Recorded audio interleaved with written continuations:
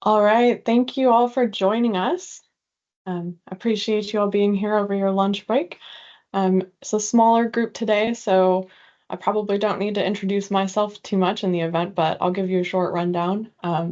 Started the Women in Construction Speaker Series a little over a year ago with the goal of bringing a bunch of successful women in our construction field together to support one another, share experiences, share knowledge, grow skill sets, and just be a positive group for our Hampton Roads and Richmond communities. Um, and my name is Celia Polman. I'm with Thompson Consulting Engineers. And today our guest is Denise Nelson, and she joins us with over 20 years of experience in sustainable development, community and coastal resiliency, and winning grants for planning and infrastructure. She is an environmental engineer and planner, a certified floodplain manager, an Envision sustainability professional, and a LEED accredited professional. Her background includes design engineering, community and policy development, and stakeholder engagement with extensive knowledge for long-term planning as well as grant applications. She's brought over $72 million in grant funding to her public sector clients. Mrs. Nelson received her Bachelor's of Science degree in Civil Engineering from Virginia Tech University and her Master's of Science degree in Environmental Engineering from the University of Cincinnati. She enjoys serving communities as the past president of the Mid-Atlantic chapter of the American Public Works Association and is an active in sustainability committees for the American Society of Civil Engineers and the Water Environment Federation. Denise Nelson Advising, DNA, was founded in 2024 and is a small women-owned business focused on sustainable and resilient infrastructure solutions. And Denise's path to opening her own business will be a large part of our discussion today. Denise, thank you so much for joining us and giving us your time and your knowledge. Is there anything that you would like to add to that little intro? Oh, wow, Celia, thank you so much for having me and for your firm for supporting this wonderful initiative that you're doing. I can add just a little bit more on my background. Yeah. Um, I grew up in Virginia, and somewhere around fifth or sixth grade, someone said, "You're good at math, you should be an engineer." And I spent several years in middle school and high school trying to understand what is an engineer, what do they do. But I went on to Virginia Tech, where I studied civil engineering with a focus on water resources. That was the closest thing to sustainable engineering or resilient engineering that they had at the time. Now they have many, many more options. But I studied there and I co-opted, so I did a work program every other semester.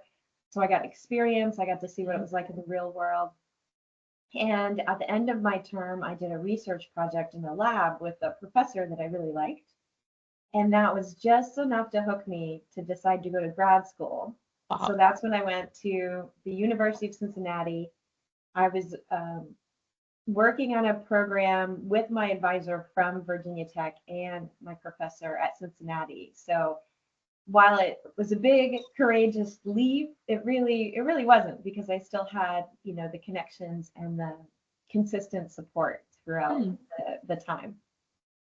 But I did move to Ohio and study environmental engineering there. So I got my master's degree and I did a research project on groundwater remediation, but it's very similar to a process that's used in wastewater treatment with biological filters. And then from there, I graduated and I thought, for some reason, I'd been raised or taught that everybody goes and works for consultants. Hmm. So I looked around for the water, wastewater engineering consultants in the capital area, Columbus, Ohio, and I found Greeley and Hanson, which was a major wastewater firm at the time. They were eventually bought out by AECOM, but they're the ones who wrote the book on wastewater treatment that everybody got when they were in college. I still have Wow. that book. I also have their water reuse book, and a few others. It's a wonderful resource. And so I worked as a consultant for them in Columbus, and I got to, figure out what a consulting engineer does. And that included learning GIS to do mapping. I took some of that mapping and did sewer modeling, which is, a model of the sewer pipes under the ground to predict future scenarios. And then I got into design, going out in the field and looking at issues in the field, seeing, what it was like to enter a manhole and get confined space entry, all of that. Oh, wow.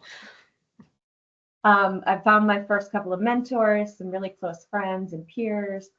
And when Metcalf and Eddy was being bought out by AECOM, they suddenly developed a network of sister companies. And one of the sister companies was called Monsell, and they were based in New Zealand.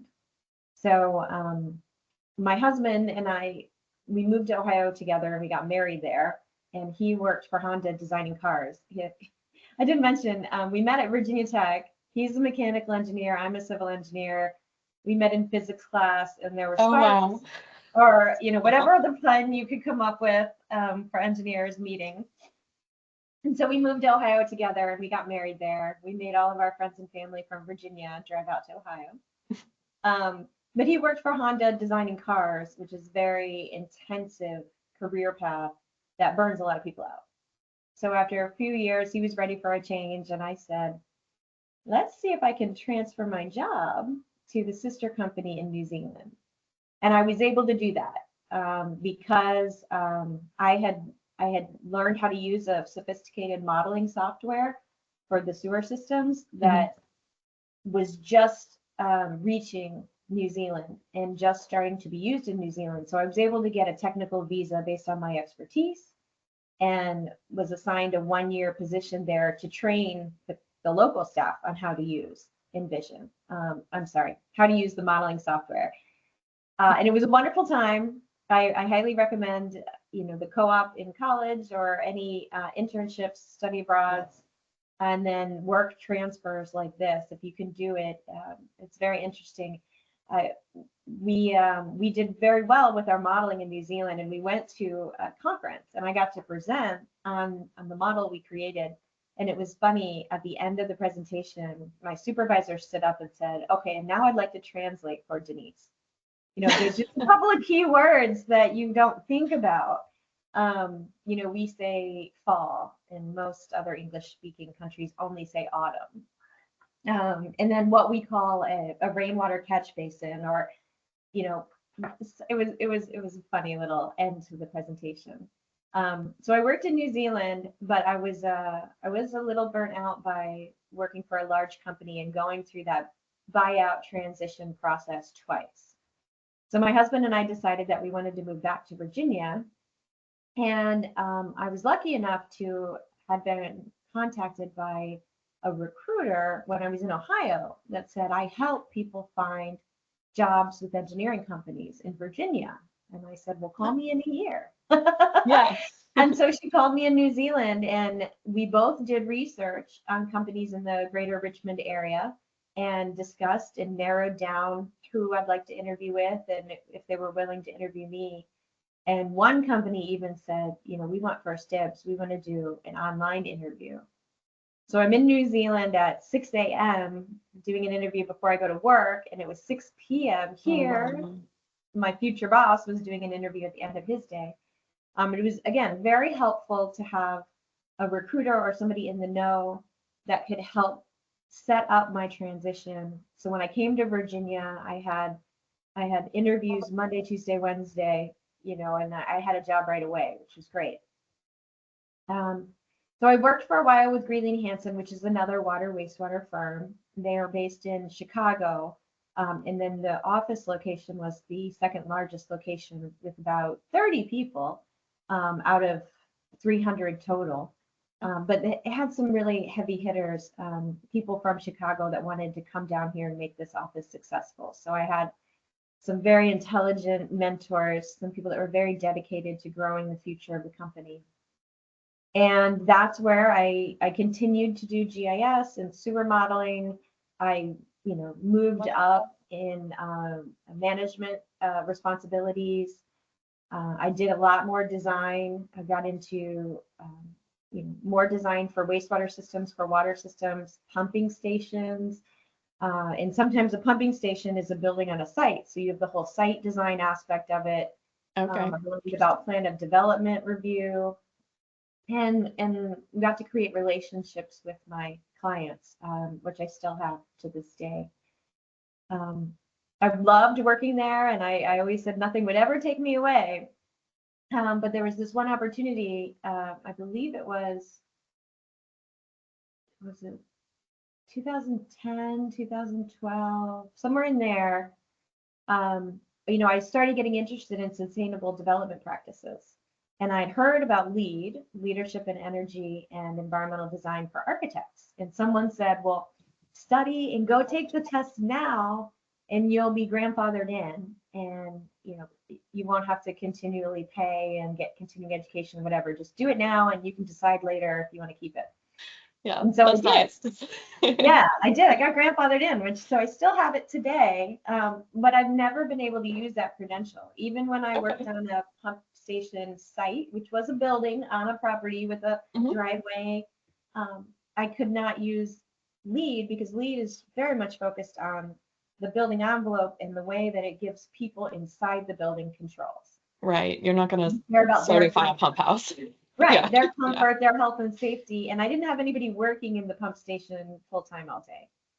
So wasn't really able to use LEED, but would still bring up the appropriate concepts of a green roof or a solar roof or native species, whatever I could. And then I heard about the American Society of Civil Engineers. I heard from them that they were starting to make a sister rating system to LEED, and they called it Envision. And so it's the same type of sustainable, resilient design concepts, but adapted for use on infrastructure projects. And this means a wide variety of infrastructure. It could be a road, it could be a wind turbine, it could be a water treatment plant, it could be a bridge. It had to be very flexible and adaptable. And I got that credential. I volunteered with ISI, the Institute for Sustainable Infrastructure, the group that runs Envision. I was on a committee. I helped create some of the training programs, and I was all in. And so when ISI started growing, I was able to get a position there as the vice president for education. And so that was the one thing that could pull me away from Greeley and Hansen and all of my mentors. And so I worked there for 2 years, helping grow, establish the program. I really liked it. I commuted to DC. I could telework from Richmond, but then I really traveled around the country to meet with other AEC firms to teach them about Envision and to coach them on using Envision on their projects. Yeah. And unlike LEED, Envision starts at the conceptual planning phase and the pre-planning, the community planning, and the community outreach phase. I believe that's being added into LEED 5 that's coming soon. Yes. But we had to really, to use the system, we really had to have that relationship with the infrastructure owner and understand decisions that they made and outreach that they did, considerations that you make and decisions that you make now that will affect long-term operations and use. So I got to meet with a lot of the major firms. I got to meet with a lot of progressive cities and counties, big ones, small ones. It was wonderful. There was some international interest. I got to speak with people in Italy. It was great. But I came to a point where, I was starting to have kids. My family was growing, and I needed to be home.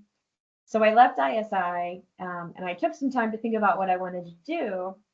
And it's funny because at that point, I wrote down, I did research on starting my own business. I did research on what companies were out there and what were my skills transferable and who would I want to work for. And I wrote down what I want to do. And I met some people that ran a small business, a planning firm. So they're in the development world.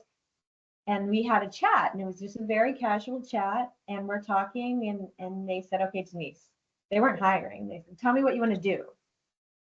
Then I got up the courage and I blurted out my little paragraph elevator speech. And they said, yeah, you should do that. We just met, but you seem intelligent, you seem confident. If you start your own business, you'll be a woman-owned business. It sounds like you have a good network. You should do that. And I'm sure at that moment, my face went white as a ghost. And I said, I'm an engineer. I don't know how to run a business. Oh my goodness. I'm not a And so business they said, major. well, Like, yeah, they said, well, we have people across Virginia that telecommute and work on our projects.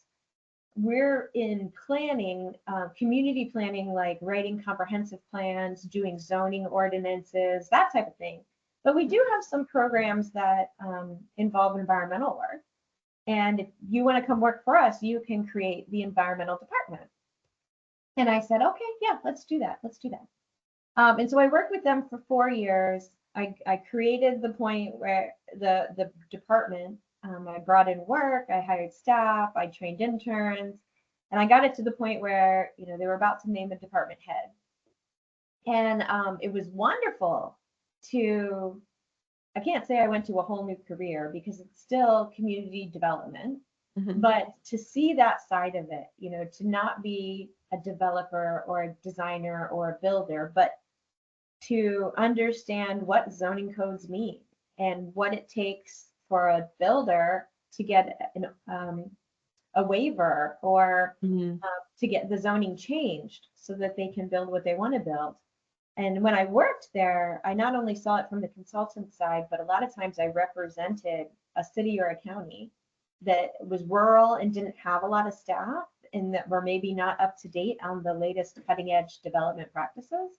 And so I would represent the city or county, and I really got to learn what it was like um, to be on the city side or the county side, or the person who owns the land and is considering leasing to a solar developer to build a big solar field, and hearing from their neighbors all the complaints. It was. Yeah. I'm so glad I took that job because it really gave me the other side of the picture when it comes to development. Mhm. And so far in my career, I've worked at the local level. That introduced me to regional planning commissions, which are very common for transportation work, economic development work, and environmental work. And then because of that, I was working with state agencies who do a lot of support and education to those groups. So I even got involved in policy writing for the communities, but also for them to take to their elected officials, to take to the Virginia General Assembly. Say this is what we need, and this is going to support Right. us. And And this is how, if you want long-term development in this manner, we need to set it up in policy. So I learned a lot there and it was wonderful, but the bosses and I had come to a point where we were ready to split ways.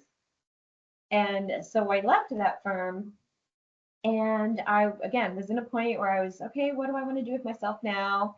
Um, I met another small business owner, and this time it was a woman owner, and she has virtual staff as well, but she was about to have them all in for a retreat, and we seemed to hit it off really well. So I said, you know what? In her mind, she was running a company with 5 people, and she could, as a consultant, bring in work from local governments and manage those people to do the work. And that was her capacity. mhm. She didn't think that she could grow beyond, she couldn't grow the company just by hiring staff under her. She needed to hire another person like her. So she hired me. And in 2 years, that was my task, was to grow environmental services, sustainable resilient development services, to get clients. So I brought in my network and they hired us. Either a city or a county would hire us, or an engineering firm would hire us as a subconsultant. Mm. And then, so I brought in contracts, I brought in staff, and I doubled the company.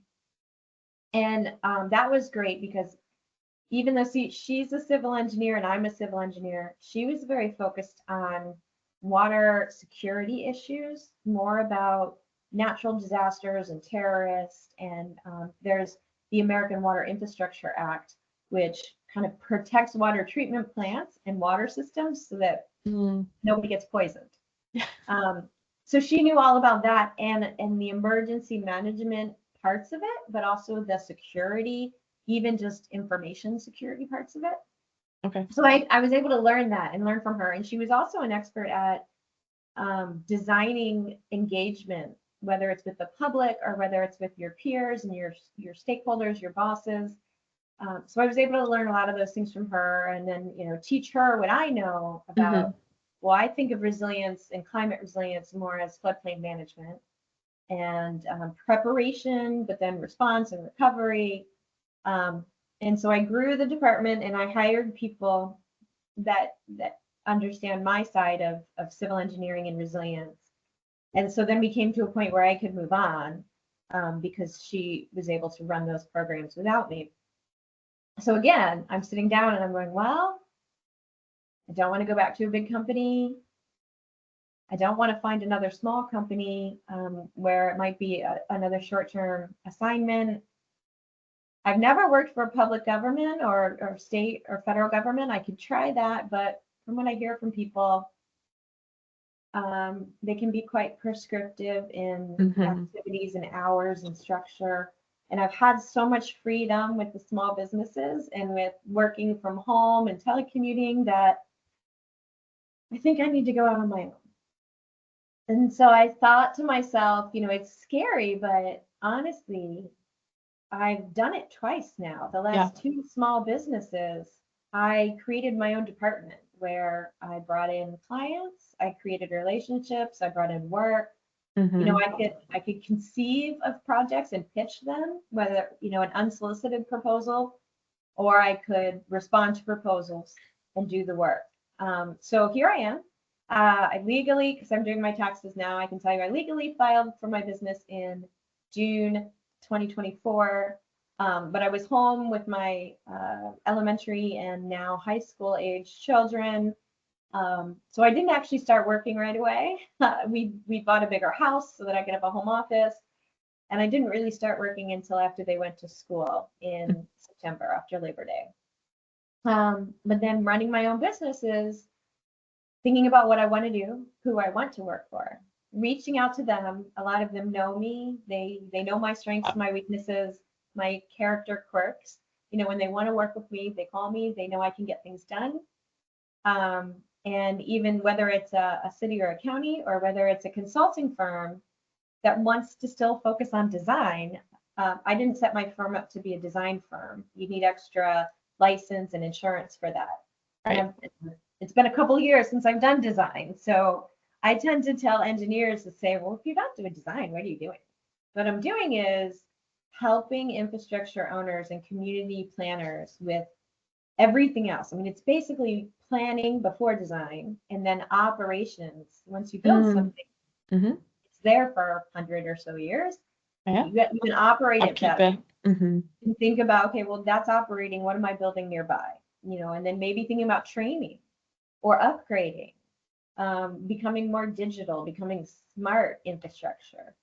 And then one of the major things that I've grown in the last 4 years that Celia mentioned is grant writing.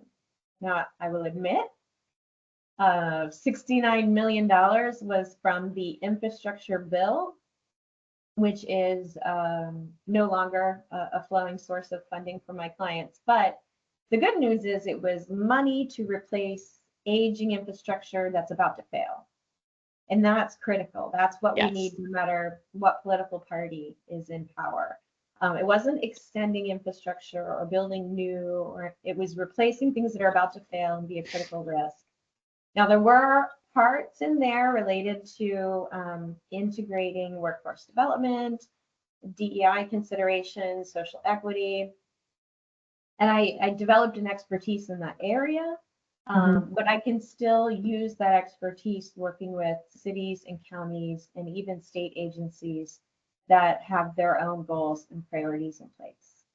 And so I was able immediately to pitch my company of the things I've done and the things I can do. I've gotten some contracts to do something slightly different, and I love it because I get to learn. And I will, no matter what, make sure it's done right. I will say the company is just me. So I've heard that hiring staff creates a more business-like challenge of managing staff and all of that. So what I've done is I've set myself up to do a lot of the work, and I have a network of partner individuals and partner companies that when I need help or if I want to go on vacation, there's somebody there. Okay, neat. Yeah, thank you for all of that background. I think I'd like to kind of focus in on a couple of things for the listeners and kind of point out how you had your idea to start your own company quite a while, like pretty early into your career, honestly, in the grand scheme of things. And you kind of spent your time developing the skills that showed you that you could do this, right? Like developing those relationships with your clients so that they know who they're working with and how, you care about the quality and you care about doing things right and understanding what their limitations and everything is. And then, you know, teaching the sustainable building practices to other designers, but then also public entities, and building your entire new departments from scratch is very similar from starting your own business, right? Like you had to use those relationships to bring people on to a whole new part of it's an existing business already, so there's some name recognition, I'm sure there, but you were doing something new, right? So you had to bring people on to trust you to do that, kind of in the similar way to when you started out on your own. Yes, yes. I was very cautious. Like you said, I relied on, mentors every step of the way, paying attention, learning from people, Hmm. talking to sub-consultants about, being a sub-consultant and running a business and making note of things they do well, things they don't do well, things I would need to consider for myself. And then, reflecting on, do I feel comfortable doing that? Well, let me try it now. Let me try it now. Let me help my current bosses expand as small, but I learned about all the small business regulations and the Yeah. benefits, and then in the networking and training that's available. And so then I have those things in place for my company. That's smart, right? You set yourself up for success that way. Um, I guess definitely a big part of this is networking skills. And in our discussion earlier that you and I had together, you'd mentioned that you would describe yourself as pretty introverted. So networking isn't necessarily natural to people who are more introverted. So what advice do you have to other introverts who want to develop that skill, want to be successful, since you clearly have been able to? Wonderful. Well, it's probably the same basic advice that's out there is be curious, join a professional society, go to the meetings, see who's out there. I started very introverted, and now I call myself an extroverted introvert, meaning, Okay. 1 day or 2 days a week I'll be extroverted, but the other days I'll be introverted. Um, and so when I was shy, I would go to events and I would hear people presenting on their work. And Mhm. after about the third presentation, I would be jumping out of my chair thinking, I've done work like that. I should be up there speaking. I want to tell my story. Okay. And so that convinced me that I needed to get more comfortable telling people my story one on one or in groups, Mhm. writing articles. Engineers really hate to write. I don't know why, but write articles, present at conferences or at seminars. And when you meet people, just be genuine and be curious. Say, what do you do? And what do you like about that? Or how did you get Mhm. here? Or what's a big lesson? Probably a lot of the questions that you have that you ask your Yeah. your interviewees. If you're feeling shy, ask them an open-ended question to talk and then just listen. Mhm. And whether it's that day or the next day, whenever, you'll hear these things in your mind and they'll all start to click. And then, I don't know, I like to share. Whenever I learn something, I like to share it. And so that's my way of giving back. Yeah. It's not all my wisdom.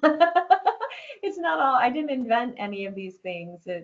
But I want to help other people um, enjoy what they do and be more productive. Mhm. Yeah. And even though you didn't invent whatever information you're sharing, like you found it and somebody else might also benefit from that, but not necessarily have that same connection that you had to learn it. And so I think Mhm. that's really awesome that you're also putting that information out there and sharing it. I know you mentioned a lot of times, like your time on LinkedIn, you'll learn a whole bunch of stuff. Like you've kind of curated your feed to be educational in your interests. Um, and I You know what? personally I haven't done that very much. So I'm I gonna have learn to from jump you to in. do that. This is the easiest thing. Create your LinkedIn profile and then say if you're interested in following me, follow me. And then look at who I follow or look at who my network is Hmm. and start following them. At any time you can unfollow people. But the goal is to get a feed that comes in that brings you tons of Hmm. information about upcoming events, about new concepts, about new products, about new opportunities. And then you're not filling around on social media, looking at videos of dogs. You're Right. actually, that LinkedIn is giving you a great service. And so I always, if I look somebody up, like if I'm at a conference, I look that person up and then I look up who they are connected with or who they are following Mm-hmm. and I follow them. And so now when I turn on my LinkedIn feed in the morning, it creates a to-do list for myself. Things I would have never seen in the world. Like that right there is very valuable. Yeah, that's incredible because there's so much, technological development happening in our fields all around the world. And Mm-hmm. we might not hear about it in our tiny little bubble that we have in Mm-hmm. Hampton Roads. And yeah. Well, there's Uh, so many things that are transferable. And yeah. I'll say that when I was excited about LEED and when I first got very excited about the Envision rating system, they both have a series of concepts or credits, um, 50, 60, 100, whatever it is. Say one is conserve water. Okay. You have all these concepts. And when I first started telling my clients about Envision, of course, all of Mhm. them are like, what? We already have LEED. Why do we need to Another thing learn to a new learn. thing? Yeah. Like for the old people in the room, they would say, I've already got VHS. Why do I want beta? I got to switch from my mixtapes to my CDs. Like, why do I need to learn this? And I'd say, okay, fine. You don't have to learn the whole thing. But I know there are three things that you really value. And if I read the credits on those three things, they do a really good job of explaining why it's valuable and what to do about it. And Hmm. so I can at least convey to you what I got from Envision on, okay, well, are you conserving enough water or are there other steps we could take? Are you, when you look at a roof, are you thinking about solar or are you thinking about just the heat that's accumulated in a black roof? I could bring those things and I could share them. And again, I didn't make them up.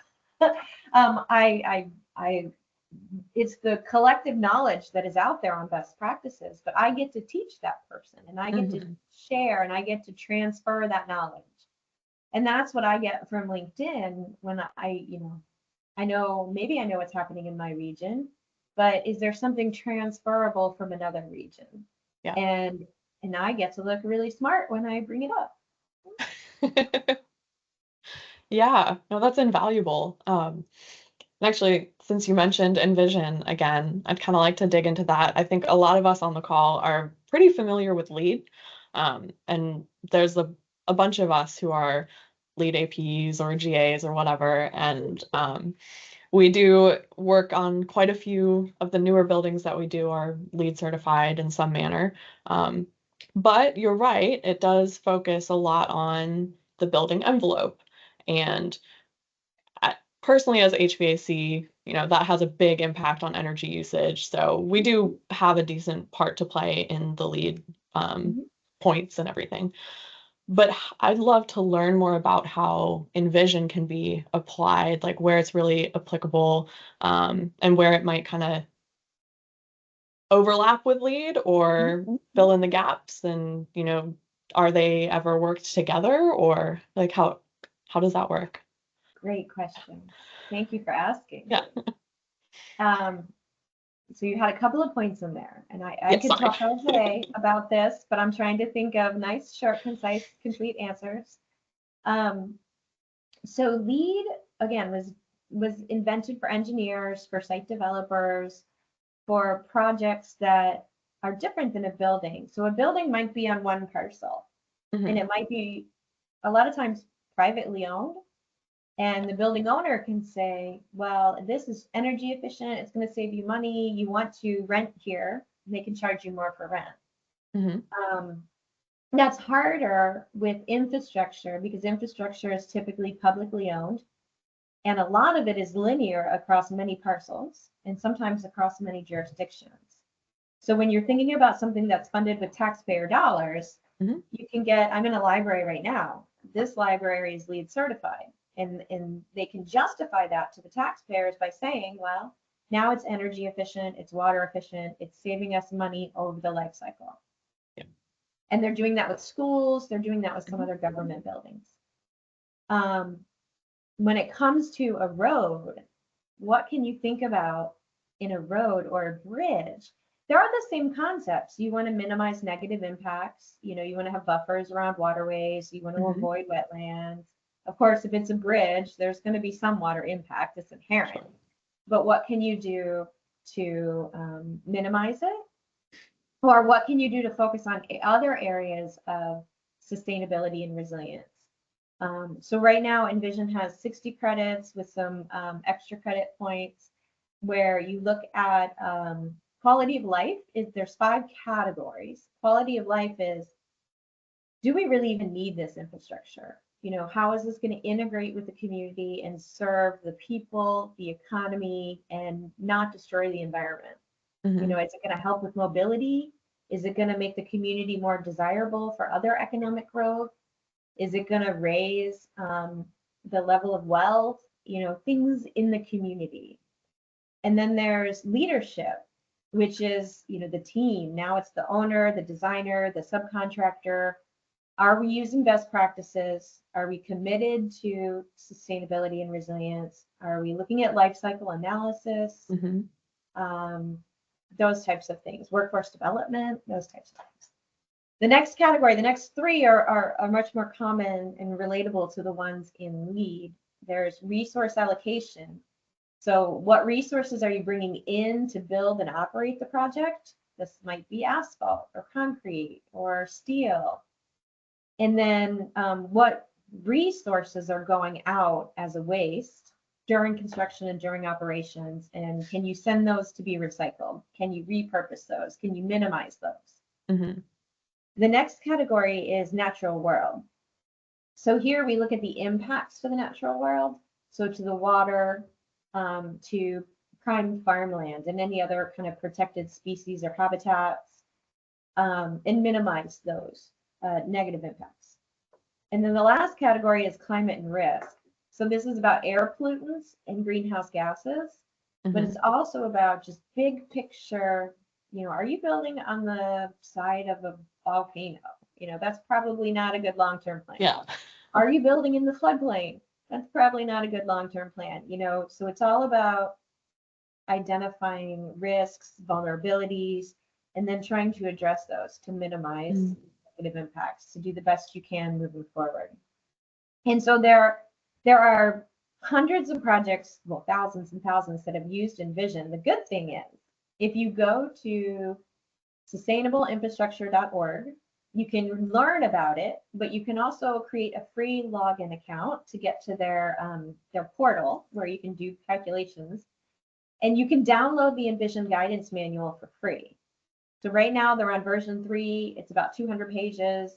You can view it on the website in an interactive manner, or you can just download a PDF and you can have it. So you can have that knowledge and you can start using it. You can start thinking about it.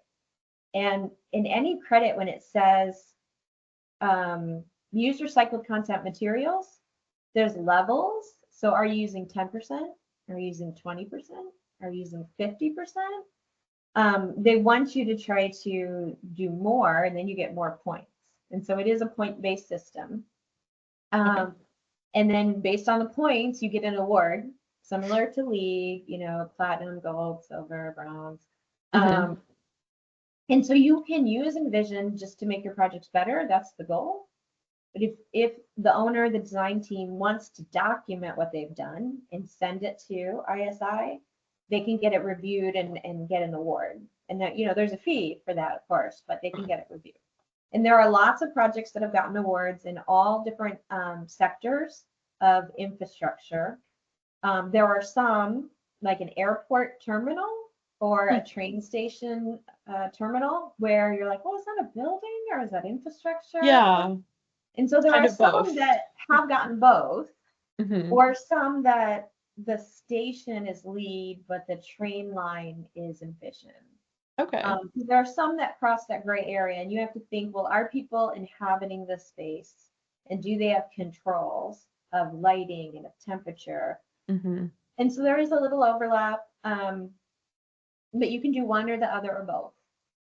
And there are lots of examples there. If you go to the website, I don't have it all in the top of my head. Yeah, I've linked it in the chat for anyone who's interested in checking that out. So Great. And they have, once you create a free login, you can get to some of their educational materials. Some of them are free, recorded webinars or other documents. And then they're going to have a free online 2-day conference, I believe, in October. So okay. you can sign up and tune in to, beginner sessions or whatever it is you want to hear about. There's always this session where they do in the numbers, like how many projects do we have now? How many people have the credential? What's Hmm. the dollar amount impact on the economy? Things like that. Did I answer all your questions?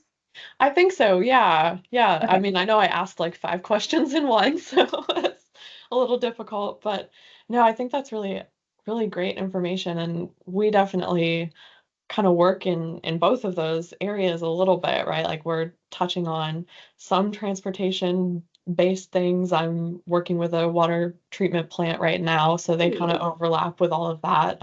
We do a lot of school work as well, so a lot of buildings where people are in that LEED works very well for. Um, but then at the same time, higher education, they have campuses, right? Mhm. And so as a campus-wide project, they kind of touch on both areas as well. Mhm. And especially, it struck me when you were talking about the risk mitigation portion of it in our area where we're coastal, right? There's a lot of impact that can be had there, Right. regardless of, the size of the project. Right. Absolutely. Absolutely. And one thing I'll say is, when a lot of engineers were very excited about Envision when it first came out, people like me, we wanted to do sort of a test project to see Mm. how it felt and see if we thought it covered all the bases. And so a lot of people picked a small project that was above ground, typically had some sort of rain garden, stormwater management aspect or a park, Hmm. because it hits on so many things that are obvious. Like, it's visible to the public, it manages stormwater, it has native species, it improves quality of life because you're adding a park. Right. And so Envision scored really well in those. But I will say that it was not designed for small projects. It was designed, especially if you're going to go the path of getting an award. It's Hmm. a process that costs money. So it was designed for large projects. Right. Right. But you can get the manual for free, and you can learn from it, and you can make improvements on your project for free. Right. Using the principles without necessarily paying for the certification or the plaque or whatever. Yeah. And you do get access. The book has a one-page score sheet, and in the past, I would just take that and do a very quick assessment of a project. But now there's an online score sheet that's Mm. interactive, that's page swipes, you do credit by credit, and it will tally the score for you. And the idea is, I mean, if you're putting a deck on your house, you could go do that, Yeah. and say, oh, let me see how it looks. But if you're doing a real project, you can start it for free and you can get an idea of where you're going to fall in the score. And Hmm. then you can go to your team and say, I don't think we're doing enough in this category or in that category. And I'd really like to do this as a team. Well, you can invite your team members to collaborate. Okay. And then if that project does end up being submitted for an award, it is that website where you will upload your documentation. Mm-hmm. So it's pretty user-friendly and streamlined. Nice. Awesome. Well, thank you for sharing all that. I think that's really, really neat. This talking with you was the first time that I'd heard about it. So I will definitely be looking into it more. Um, we are coming up really close on our time, which is wild. You've done an amazing job of giving us so much information.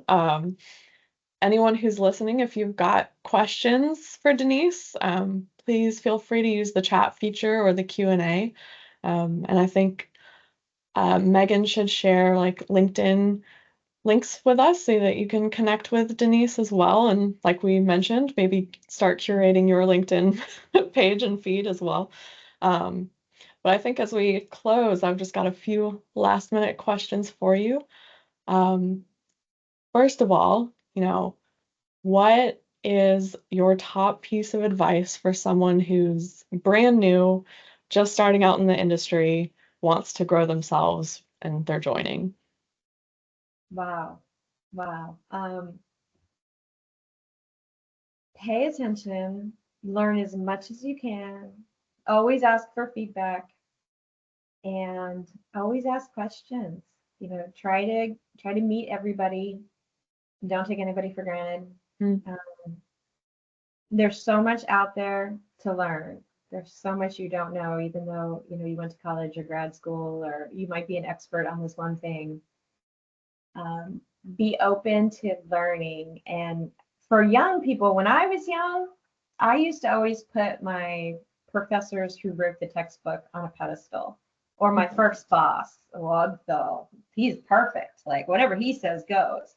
But you have to remember, well, he might be perfect at designing a road. He's still a person with the flaws. person. Hmm. So, you know, just be level-headed and be rational about that, and understand that he's still a good designer, even if he, eats tuna fish sandwiches and stinks up the kitchen or whatever. And don't put all your eggs in one basket. Have mentors and have peers that are willing to give you feedback, and that work on, especially now with ChatGPT, work on ways that you can give feedback. The people skills are so important. Yeah. Interactions and Mhm. understanding. In the engineering world, a lot of us are a little neurodivergent and nerdy, or introverted, or whatever, awkward, Right. whatever it is. And that's not a bad thing, but be aware of your tendencies and learn about the tendency of others, just to help you understand and make relationships better. Hmm. Hmm. That's awesome. Yeah.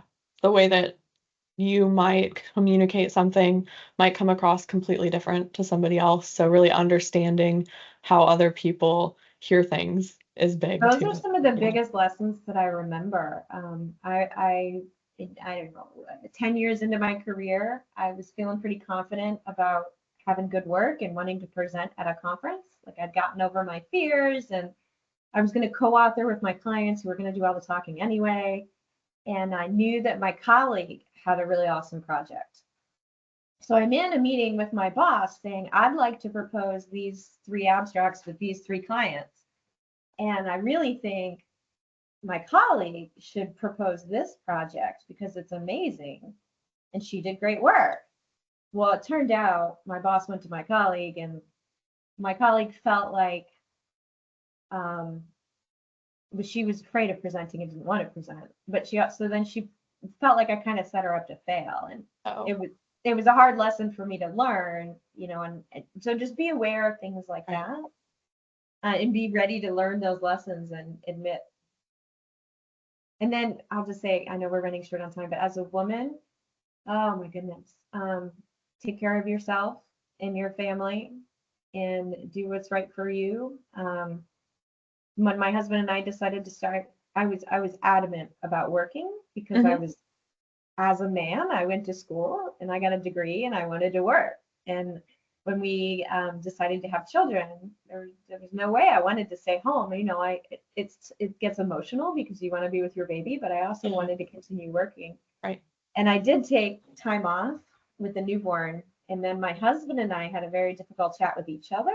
And then with our separate bosses, we proposed each of us going part-time so that one of us could be with our first son for his first year of life. And it was tough, but both of our bosses agreed. And we are so proud of ourselves, and even our bosses are proud of ourselves. Like, that won't always happen, but be willing to propose ideas and negotiate and do what's best for you when you need to. No, thank you for sharing that. That is a topic that we've discussed a lot on our past sessions as well, and I think that's a unique solution that you and your husband came up with. So. Well, and I'll say, so right now we're kind of going through an opposite thing. You think small children are demanding. Well, I've got a fourth grader who's a lot to handle, wonderful child, and a teenager who can't drive yet, but is in a lot of clubs and does a lot of things. And so now we're having to focus a lot on them, and also have 3 aging parents. I mentioned to Celia already that my dad is actually in outpatient surgery right now, doing fine, I'm sure. Yes. But I think it's not why I started my own business, but because I started my own business, I have the flexibility to slow down my work right now, to help out with doctor's appointments or driving my kids, because can't work 8-9 hours a day when you have a morning and an afternoon pickup. But I can work Saturdays if I want to, Right. So it's really great to have the flexibility to go on fewer hours. Of course, that comes with the stress of having your business and getting the work and meeting your clients' deadlines. Sure. But yeah, that flexibility gives you a little bit more comfort in your personal life to know that you can deal with things as they come and so still take care of yourself. I've been in situations where I've asked a boss, for the next 6 months, can I go part-time? And the answer was no, even though I had a really good reason. But they, they're running a company and they depend on you full-time, and that's fine. Well, now I can allow myself to go part-time if I want.